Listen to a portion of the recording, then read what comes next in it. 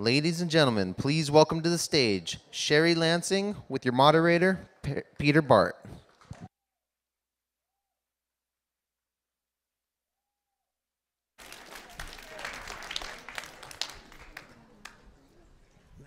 Just for the record, I'm Peter and that's Sherry.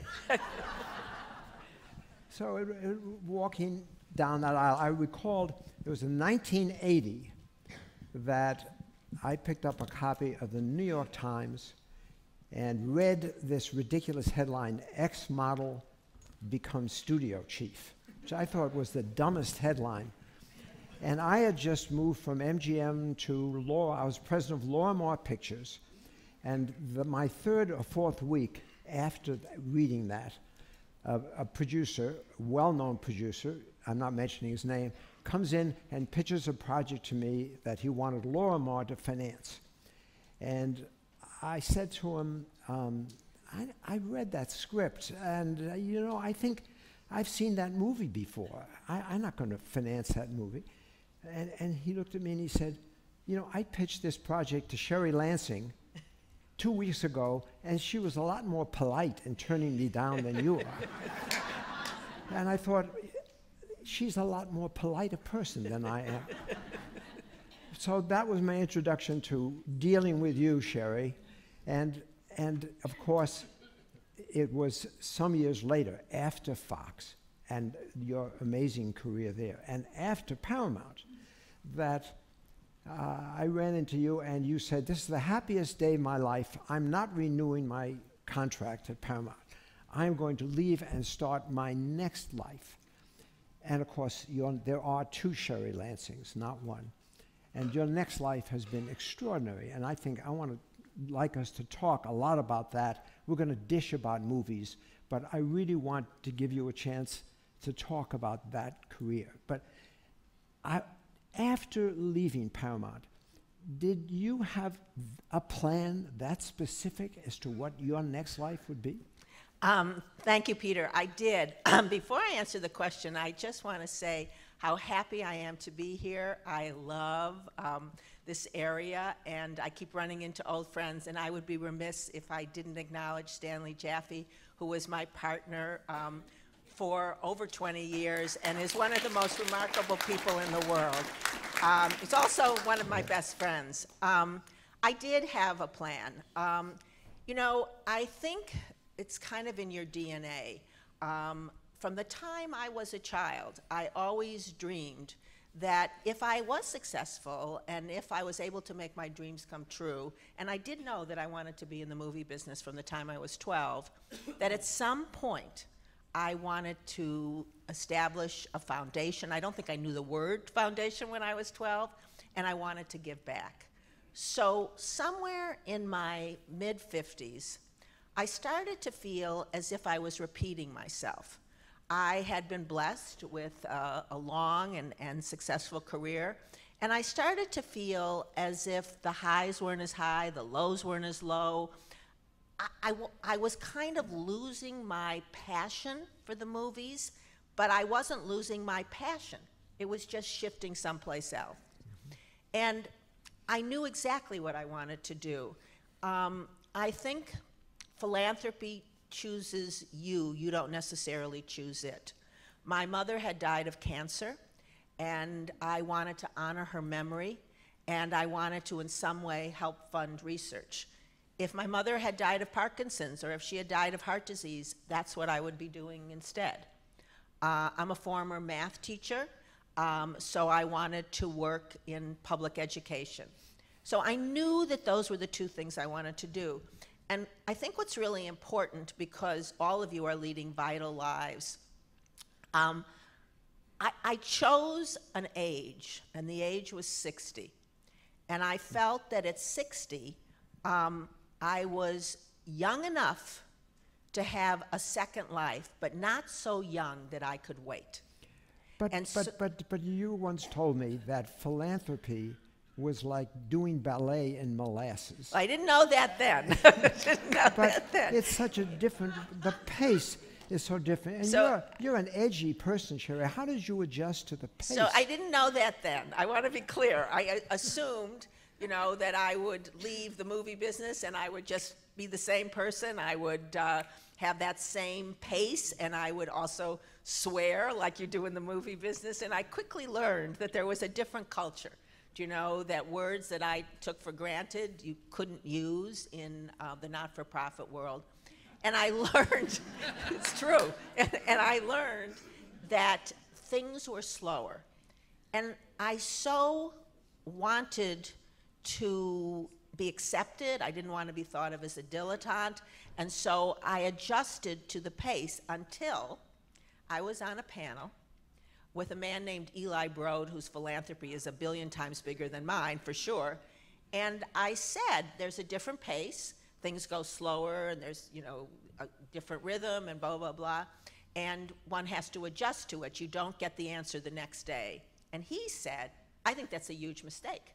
You should get the answer the next day, and you should make everything the same as it was before. And that was 2 years into my journey, and it changed me. So I am just as much of a tyrant as I was when I ran Paramount. And so now everything is like, I want that right now, you know, and I want that. And Doug Collins, who runs our foundation, who I also want to acknowledge, knows that. I mean, and he actually comes from the movie business.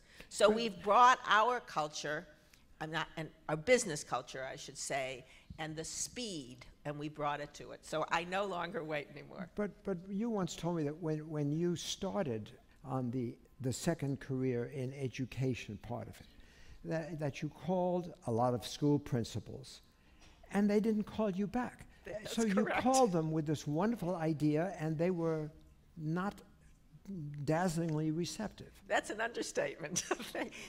I have this program, which is to take people over the age of 45 or 50 who want an encore career to volunteer in the schools and to do different areas with their skill set. And so this is like, everyone should want this. So I would call the principals, and they didn't call me back. And I was like shocked. Mm-hmm. And so I then made a habit of calling them every single day, thinking they would call me back. And then, and this is, I don't mean this to sound self-congratulatory, but I was fortunate enough to receive the Jean Hersholt Award at the Academy Awards.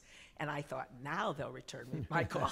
They'll know who I am. And they still didn't return my call. It was very humiliating, but it's like getting a movie done. You just have to have persistence. So I left those 10 principals that never called me back, and we found 10 principals that did call me back. And the program is alive and thriving, and we now have people asking for what we call our encore primetime volunteers to come to our schools. So it required, and Doug is here, who I also want to acknowledge, it required the persistence and never giving up, and it's the same principle as making a movie or running any business. So that's a good cut.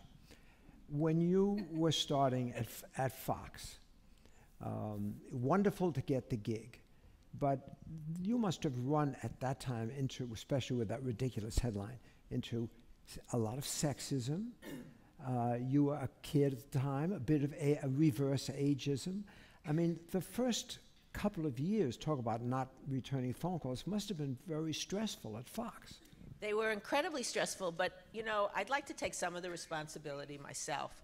I didn't have a lot of self-esteem, and so I actually think I got the job perhaps before I was ready for it, whereas compared to when I was at Paramount and had produced movies, no one could fool me at that time. Mm-hmm. So it was stressful, but I think when you're facing a stressful situation like that, you just have to concentrate and kind of get all the noise that's saying, oh, you're going to fail, or all the noise that's going around you, and just concentrate on the work that you have to do.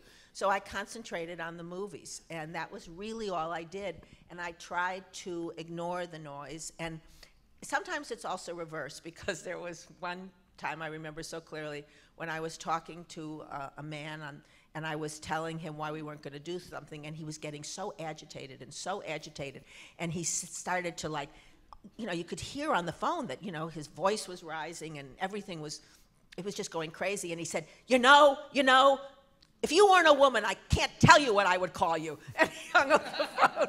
So sometimes it worked to your advantage. But your tastes were not totally predictable. I mean, there was one man at Fox who I didn't like, who was the head of distribution, and you had a fight with him. And I love you for taking a position on a movie called Porkys. One of my and favorite by films. God, you liked Porkys, and that was ahead of its time. But I loved you for liking Porkys, and he naturally didn't get it. But you won that battle, but that was the first of many fights. No, just because you liked a picture doesn't mean it plunges forward and is brilliantly advertised and distributed. So what was it's a man named Norman Levy, and he was head of distribution, and I was head of production. And so we were sort of, neither one of us could make a move without the other. I mean, if I wanted to make a movie, I was very much dependent on him marketing it and distributing it correctly, or it wouldn't have an audience. So we had a pickup, meaning that we paid the money to make the movie, and I went to see this movie, Porkys, which I think is one of the funniest movies I've ever seen.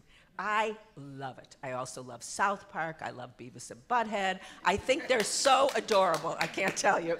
And so Norman, when he saw the movie, thought it was the most horrible movie he'd ever seen. Stanley remembers it because you were in the room, thought it would ruin a 20th Century Fox, that it should be buried and nobody should see it. So we got in this huge fight, but neither one of us was each other's boss. And I learned when I went to Paramount that in order to be successful, you had to have distribution report to you. But at any rate, we got in this huge fight, screaming and yelling, screaming and yelling. And finally, and this is where I wasn't really prepared to understand, he said, okay, you think you're so smart, I'll release it in 3 theaters, and we'll see how it does. I thought that was a good idea, because I didn't realize that what he was doing was taking 3 theaters that were the worst theaters in the United States to prove his point. But I didn't have the knowledge then to know that. That's why I'm saying I didn't have the same knowledge. If someone said that to me when I was at Paramount, I said, oh, no, you won't. You're going to release it in these 3 theaters. However, there's something that's called the movie god, and I honestly don't know. There's a drumbeat that goes out. And those 3 theaters that I had never heard of and probably don't exist anymore sold out every single screening. And Porky's became this giant success. And Norman Levy took all of the credit for it. He said, I always loved this movie. I knew it would be great. But you know, it doesn't make any difference. I'd like to see the movie again. I wonder if I'd still like it. They were very sweet little boys. But, you know, I think that you, by the way, I was such a shit when I was at Paramount that I went out and hired my own 2 advertising people, because I figured the only way to get recognized is if your people and they do the ads. I think you're right. Yeah. I mean, I don't think that was being a shit. I think that was being smart. I mean, I think that's very smart. But as the Fox days rolled along, there were some successes, there were some difficulties, but you began to learn one of the horrible lessons of the movie business, and that is that the big hits are often the biggest pain in the ass. That, and in your lifetime, if you review, whether it's Titanic or Forrest Gump or Braveheart, that the biggest successes of your life then at Paramount were most difficult pictures to develop and live with. Do you agree with that hypothesis? So the pictures that are the easiest to get made, with one exception, Saving Private Ryan, which I'll tell the story, but are usually your biggest failures, and the one, not always, but many times, and the ones that take years and years and nobody wants to make have often been, in my life, the biggest successes. And when, as you know, Stephen Galloway wrote a book about my life, Leading Lady, which I hope you'll all buy. Which is available in the bookstore. And but at any very rate, good book. But at any rate, when I read the book, what I was really shocked at was all the fights that went on over every movie. Yeah. And I don't remember it that way, because I think my personality, denial, has served me very well in my life. And what happens with me is, you know, you have an argument, and then I forget about it. I mean, I remember once going up to hug somebody, and my husband said, "You're not speaking to him." I said, "Oh, I forgot." It's like It happens to me all the time. So I forget it. So when, you're right, if I went back over every movie that you just named, they were brutal fights.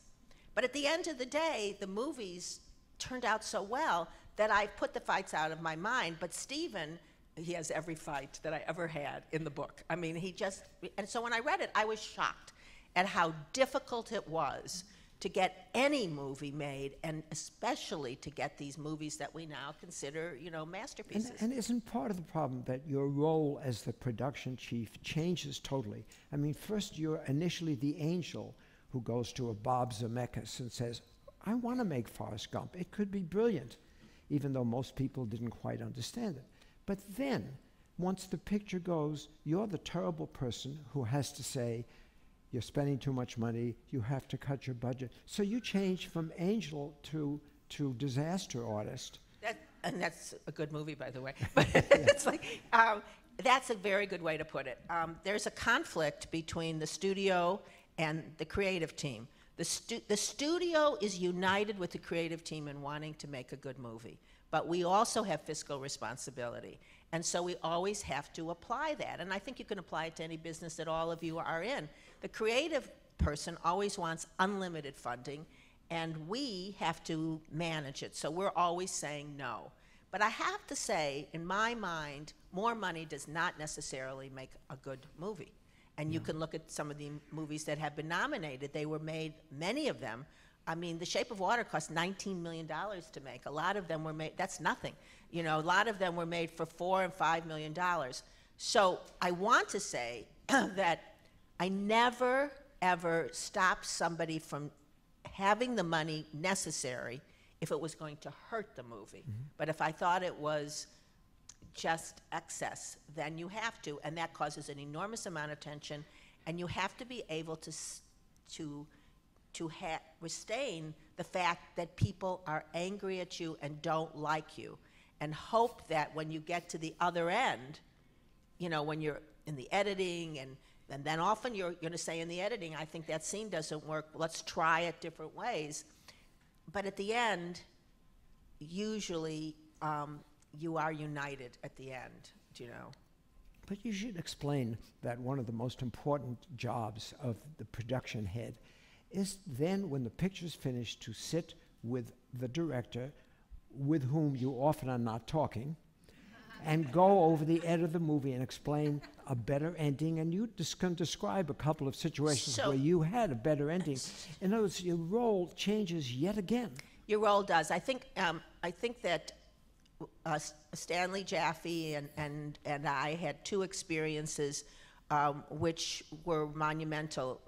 We were able to change the ending of Fatal Attraction, and we were able to re-edit The Accused, both of which went on to have tremendous success critically and commercially. That convinced me that you could fix any movie. Now, that's not true, but I actually believed that. And so I never gave up. And what would happen, and I have to say, Peter, I don't remember not talking to any of the directors. I just don't remember that. I don't think that's true. Even when I read the book, we are still talking. But they may be talking with, tension, but we're still talking. But the real thing that I learned, and this is, I'm so grateful for this. And it again, you learn from other people, you learn from people that preceded you, and you learn from your own experiences. When Stanley and I produced Fatal Attraction, and the ending wasn't working, it took us a very long time to realize that. Stanley, you were ahead of me. It took me a very long time to realize it. We started to talk about reshooting. And Ned Tannen, who was the head of the studio then, said, because there was reluctance, the cast didn't really want to do it. In particular, some of the actors, some of them did. The director and myself were a little reluctant, whatever.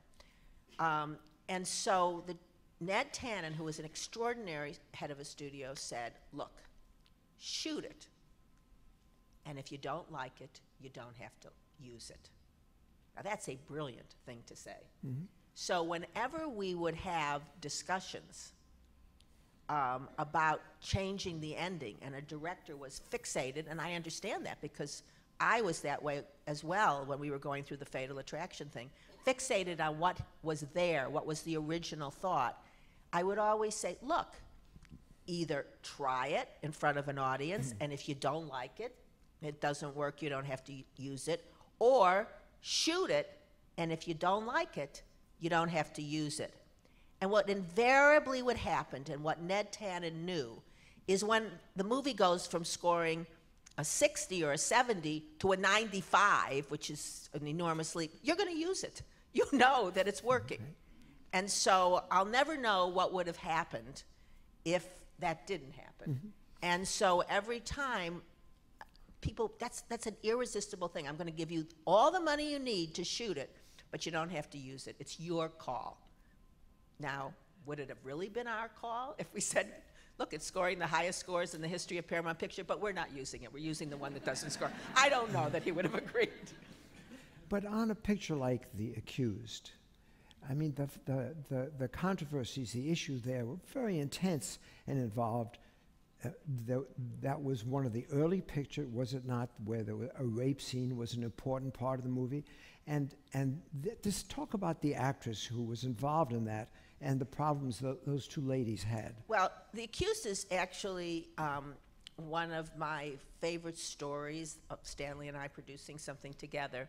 So both of us wanted to do a movie about the victim, a woman who becomes double victimized because not only was she raped, but then she becomes victimized by the justice system, and also about the culpability of the bystanders.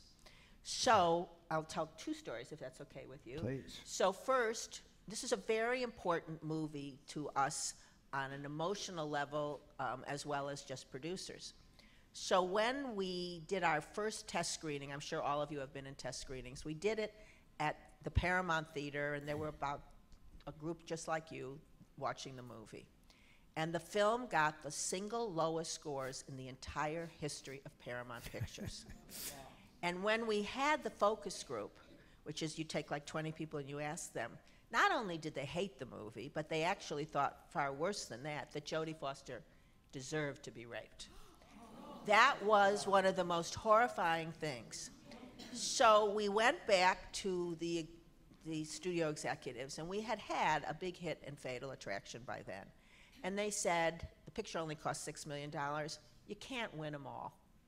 And we'll just put it on the shelf. And Stanley and I begged, I remember this, Barry Diller, to give us just a little money to see if we could re-edit the movie. And after a long kind of negotiation, they said, fine. And then we did a test screening with just women. And we started asking them questions. And we started to realize that we had made the mistakes, and that we had caused Jodie Foster's character to dance too long. If you remember, she dances before she's raped.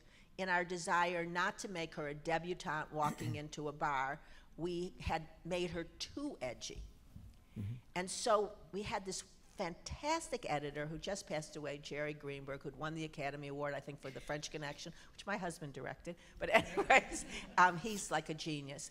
And it was the old days, so there were strips of film hanging there.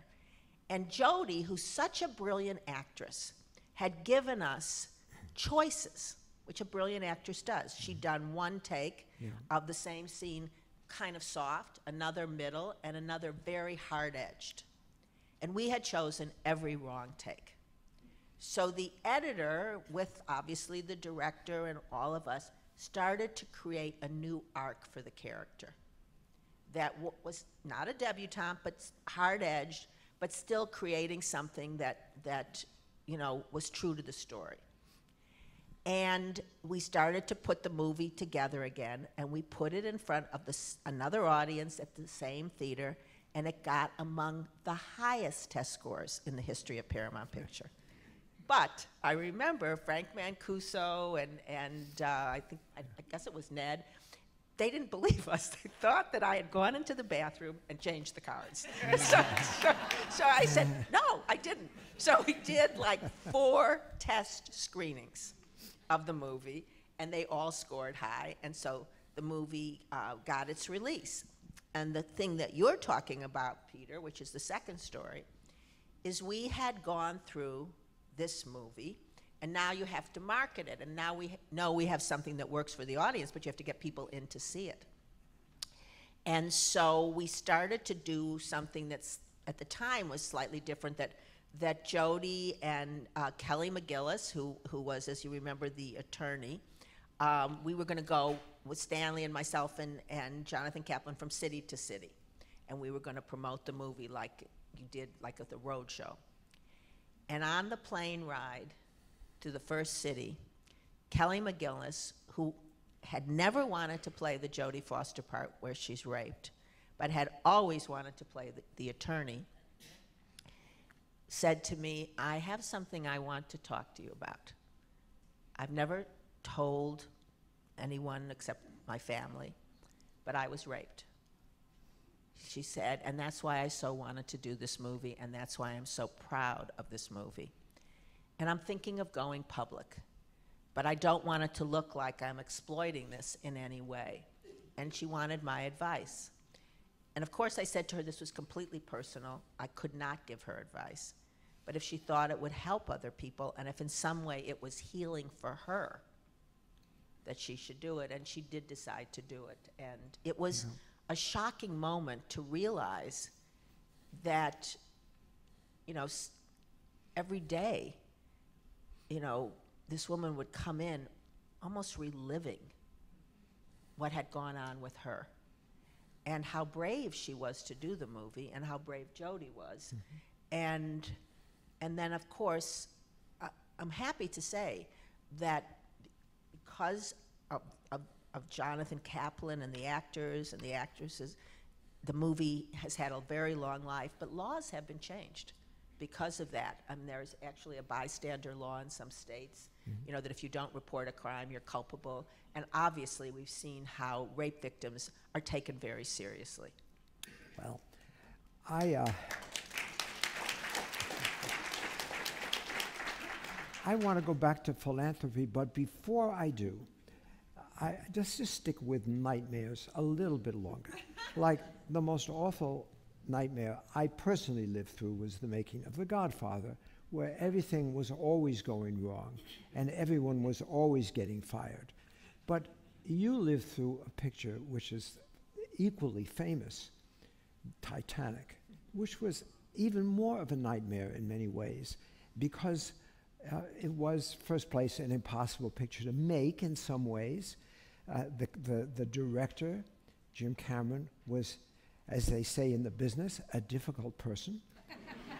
And your patience, I mean, in helping this get finished, was extraordinary. I wonder if you'd talk a little bit about that very great movie. Sure. First of all, I like difficult people, so let me just start with that. I think that the word difficult, which Peter is using, is one way of looking at it. To me, I think they're really passionate, committed artists. And I think that an artist has to fight for what he believes in. And some of the people that are notoriously known for being difficult, I think they're really talented, and they're standing up for what they believe. And I have a lot of respect for them. And we may fight, but I'm not afraid of the fight. Do you know? I think it's healthy. And then hopefully we'll come to some good conclusions. That's because she wins most of them. No, but sometimes you change your mind. Sometimes they're right too. No. So the way that you choose, the way that you decide the movies you want to make, at least the way I did, is you have you know the Blink, that Malcolm Gladwell book, The Blink? You have a gut reaction to something. And we had heard that 20th Century Fox was looking for a partner on Titanic. And I read the script, and I had like a gut reaction. I just loved it. And funnily enough, I loved the character of Rose. I thought it was a big female empowerment movie about this woman who was unconventional, breaking rules, and at the end had this big life, even though she'd lost the love of her life. And so we really wanted it, and we went after trying to partner it. I also had awe of Jim Cameron, and I thought he was incredibly talented, and I thought he would use water in a way that it had never been used before, both of which turned out to be true. So we went after it, and we were chosen to be the partner, and that's a lot of negotiation going back and forth. So now we're 50-50 partners. And one of the contingencies on being a 50-50 partner is you sign the thing, but then you get to vet the budget. And the budget came in, and I'm going to be off on these numbers slightly, though in the book, Stephen Galloway got collaboration, so excuse me if I'm a little off. But what's in the book is right. This is where experience really matters. And I had been a producer with Stanley for 12 years. And so you have a lot more knowledge when you've actually been on a set and you go to run a studio than when you've never been on a set. And so I looked at the budget, and they had like, I think $20 million in for special effects. And I went, that's crazy. You can't have $20 million in for special effects. This is on water. And even though the picture was quite a while ago, I said, it's probably double that. And so the man named Fred Gallo went over to their production team, and they kept standing by their numbers. We kept standing by our numbers, and the deal was going to break. And then finally, we got on the phone, and they said, well, what's the worst that you think the picture can go to? And I think their budget at the time was like, I don't know, 100 million or something like that. Yeah. And again, the numbers are accurate in the book. And I said, well, I mean, it could go to 125. And they said, fine, it'll never go to that, and we'll seal you off. Meaning that we could never, ever have to pay more than $65 million for the picture. So I was 130. So we could never have to pay more than $65 million. That was the most. And I went, okay. And so we had a deal. Everything was fine. So we were sealed off. So I have to say, I mean, this is a terrible thing to admit, but as you know, the picture went to over $200 million, which was, you hear that number today and you don't blink. Well, I'm talking a long time ago. No picture was made for more than $120 million. I mean, it was enormous. This was going to be the most expensive movie in the history of film at 120. I think it went to 225 or something like that. But you see, I was sealed off at 65. So I slept very well. I mean, I hate to say that. And I would make these, I really felt bad for Bill Mechanic, who I think is a great executive. I'd go, oh, I'm so sorry. I mean, what can I do to help? But I didn't have any problems. And they'd tell me that, you know, James Cameron was doing this, and I'd going that, and I'd go, oh, well, really? You know, but it was all the special effects. So I slept very well. Everybody thought the picture was going to be the biggest disaster in the history of film. Everybody. And then, again, you know, and meanwhile, we were sealed off and sleeping fine, and nobody was yelling, and we knew we'd get our $65 million out, even if it wasn't a success. But then there came a time, he had been sending us just little bits of film, just, you know, to see. There came a time when James Cameron called me and a man named John Goldwyn, who was the president, and he said, why don't you come over and I'll show you some footage? And I said, great. So we came over at noon, and he had the chem machine, and we were in this office that's off of his house. And I was supposed to meet my husband and son at around 6:30 for dinner. But we were starting at noon, and he was just going to show us a little bit of film. And so he started to show us one scene, and I went, oh my God, that's amazing. And it was amazing. And then he started to show us another scene. And then he kept saying, do you want to see more? And I kept saying, yes. And then he would show us the scene with Leonardo, and he'd show us the scene with Kate Winslet, and then he'd show us another scene with Billy Zane, and then he'd show us this, and then he'd show us that. And finally, I noticed it was getting a little dark out. I said, you know, I better call my husband and tell him I think I'm going to be a little late for dinner. And he said, what time are you supposed to meet him? I said, 6:30. And he said, it's 8:30. So time had frozen. It had just frozen for me. I thought 2 hours had gone by. And I walked away, and I remember saying, if this picture doesn't work, I think I'm just, not that I have anything against this career, I'm going to go in the shoe business, because I just give up. I mean, it was just extraordinary. And someone said to me, did you know up until his next picture it would be the most successful movie in the history of film? Of course not. But I thought it was going to be one of the single greatest, most successful pictures ever. And it was. So it was worth every dime.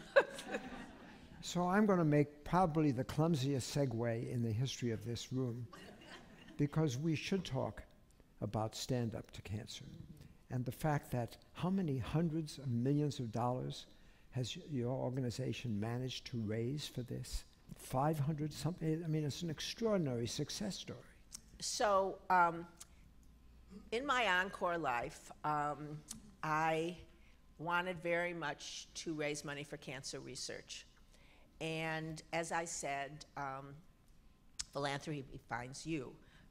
So I started thinking about various ideas of what you could do. And then a group of women who were also all interested in this, we got together. And we said, what can we do that's different? And someone said, let's do PSAs. No, that's the same. Let's do this, let's do that. And then we were all from the entertainment industry. And we thought, what if we could have a telethon on one network?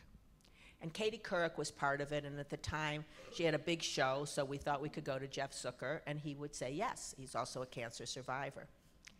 And then, because we're greedy and because we think big, we started to say, well, maybe we can get all 3 networks. And once we got Jeff's to say yes, then we went to Ann Sweeney and Les Moonves, and we kept telling them that the other 2 networks had said yes, when in fact they hadn't. And anyways, finally we got every network and every cable channel to say yes. And now we have to raise money. And if you know anything about telethons, you know that telethons are successful, but you really want to bank some money so that no matter what happens, you have a good number. So we decided that we would go to Major League Baseball, because baseball is America's pastime, and cancer, unfortunately, raise your hand if you know anyone or have been struck by cancer. Let me ask you, every hand in the room goes up. So that's why we decided to go to them. So we went to the man who we knew who owned the White Sox. He says, I really can't do this. He said, I don't have enough money. And we wanted $10 million from each of the sponsors, which I have to tell you, at that time I had never asked anyone for $1,000. So it was like, so then he says, but really you should go to Bud Selig, who is the commissioner, and he represents all the teams, and if we could get all the teams to do this, this would be great. So I said, okay. So on a Sunday, I get a call, and I remember that we had friends over for the weekend. And I get a call, and this man says to me, the commissioner is in town. Now I love baseball more than anything. At the time, I didn't even know what the commissioner meant. I mean, I didn't know what he was talking about. And he will see you and your group at 5:45, and at 6 o'clock he has to leave, and he has the scouts dinner. And I thought, it's a Sunday. Why is he treating us like that? 15 minutes? I used to run a studio. Well, doesn't he know that? I was kidding. And so I remember my husband and our friends said, no, you have to try.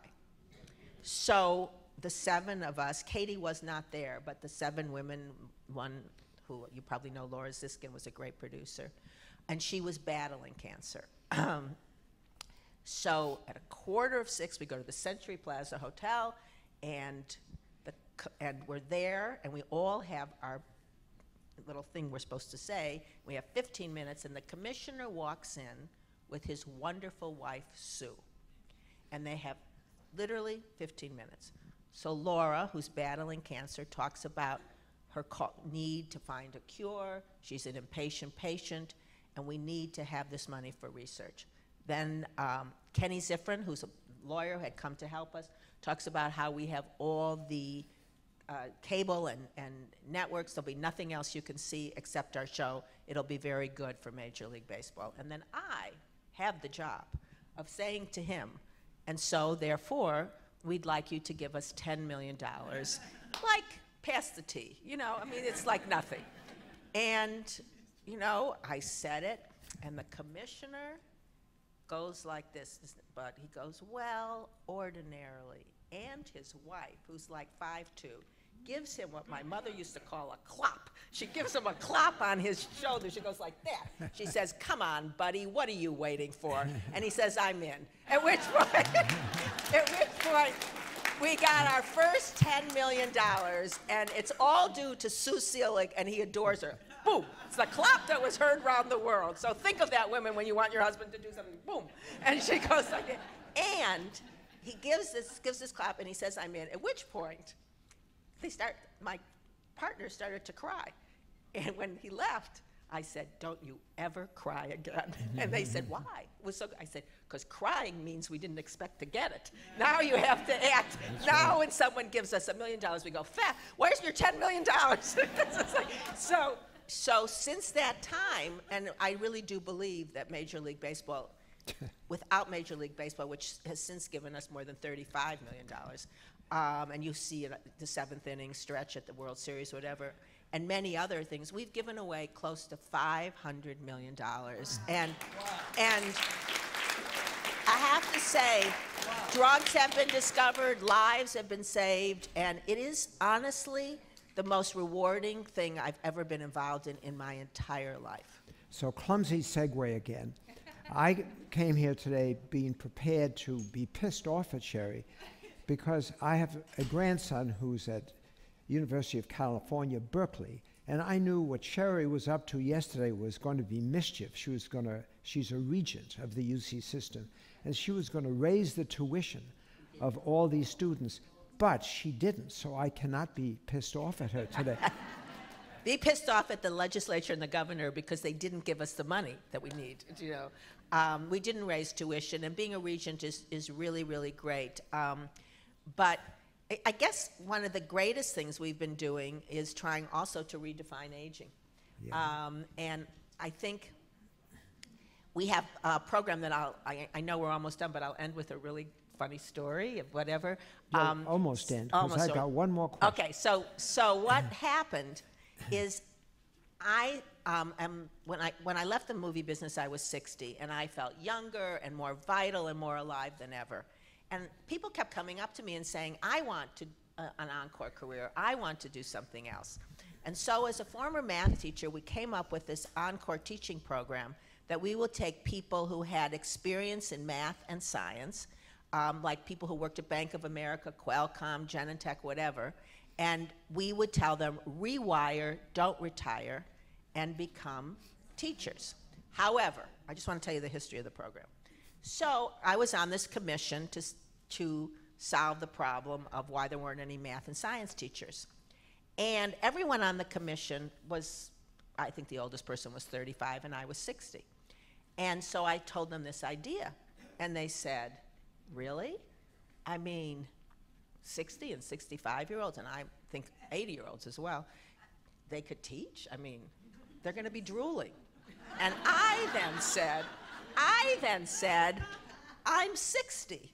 No reaction. I expected them to say, you're 60, really? Not a reaction. They just went, yeah, of course you're 60. I was so humiliated. I was so angry. And I went back home, and I kept thinking, what am I going to do? Because if I couldn't convince them, we couldn't start this program. So the next day I came in, and I said, you know what? Mick Jagger's 61. And if he can jump up and down, don't you think he could teach math and science too? And that's how the program was born, because of Mick Jagger.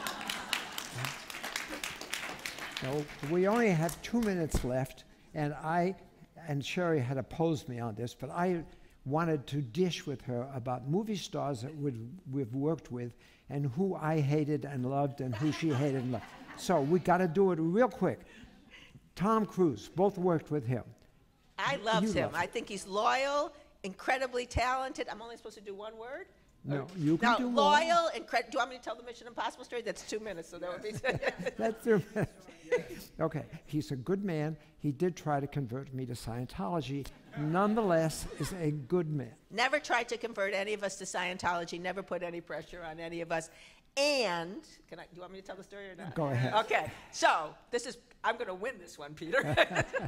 So, Tom Cruise, I first met when we did a picture at Fox together. Stanley cast him in his first movie, Taps. We know his family, so there's a history. So, Tom Cruise is under contract to Paramount. The single biggest movie we have with Tom Cruise is Mission Impossible. Now we're going to do Mission Impossible 3. And Tom is going to do it with a man named Joe Carnahan. And we're about 8 weeks before principal photography, maybe 12, and Joe Carnahan quits over creative differences. I'm not the least bit worried. We have Mission Impossible. We have the biggest star in America at the time. My phone is ringing off the hook with directors that want to do this. So I go to see Tom, and I'm not going to name the directors, but several of them had won the Academy Award, several of them had been nominated, several of them had won the Bank of America Award. Their pictures were so successful. And he says, I don't think so. I said, why? He said, you know, I'd like this guy, J.J. Abrams, to do it. But wait, this was, you know, over 10 years ago. Oh, wait, over 15 years ago, 17 years ago. I said, who's J.J. Abrams? He said, well, he's got this show that's just starting called Lost, and I think he'd be really good. I said, but Tom, he's never done a feature in his entire life. You've got these Academy Award people. What are you talking about? And he said, that's who I want. I said, but. So then he does this thing. He puts his hand over my hand, and he says, Sherry, you're like a sister to me. I would never hurt you. Just trust me. I said, how can I trust you? I mean, this is crazy. So we go through about 3 or 4 meetings like this. And I'm telling you, I can't move him, which shows you how little power a studio head has. I actually said to him at one point, you know, you could be too old to do this movie if we keep waiting. I can't believe I said this. I cannot believe. He looked at me, he said, really, you think so? I mean, it's like, so now he keeps doing that to me. And finally, I agree to find out about J.J. Abrams. I called Michael Eisner, and I said, we'd like to put him on the picture. He said, oh, no. He's going to be on Lost for 1.5 years. You can't have him for another 1.5 years. I go, what? And he says, yes, now I'm happy. I go back to Tom. I said, I'd go with J.J. Abrams. He's not available. He says, well, wait. I said, well, wait. It's July 4th. I have no movie. At any rate, then I meet with J.J. Abrams, who hates the script, wants to redo the script, who still remembers the look on my face. He said, I felt so sorry for her because there was nothing I could do. We had no July 4th movie, which in my old business is like a firing offense. That's like the worst thing that can happen to you. So we're doing the movie with J.J. Abrams, no July 4th release. I have a new boss at the time who thinks I'm the most incompetent person he's probably ever met, and whatever, because I can't even hold Tom Cruise in. And then I get a call from Steven Spielberg. He says, hey, Cher, you know, we've been developing this script called War of the Worlds, and I think it's pretty good, and I've been developing it with Tom. Would you read it? I read it. It was fantastic and enormous. And I call him. I said, I love this. I mean, but it's going to cost like $500 million. And he said, no. It's going to cost 125. I know how to do this, blah, blah, blah. I said, when do you want it to come out? And he said, July 4th. Oh. But I'm thinking he means a year from July 4th. And I'm thinking now I won't even have Mission Impossible for 3 years. And I said, you mean a year from July 4th? He said, no, I mean this July 4th. At which point I started to laugh. And I said, when he says, trust me, he meant trust me. Yeah. And he must have known, though he denies he knew. So he's a really good guy. Anyway, the bottom line is you can all see why Tom Cruise and I both love Sherry. And thank you all for coming. Thank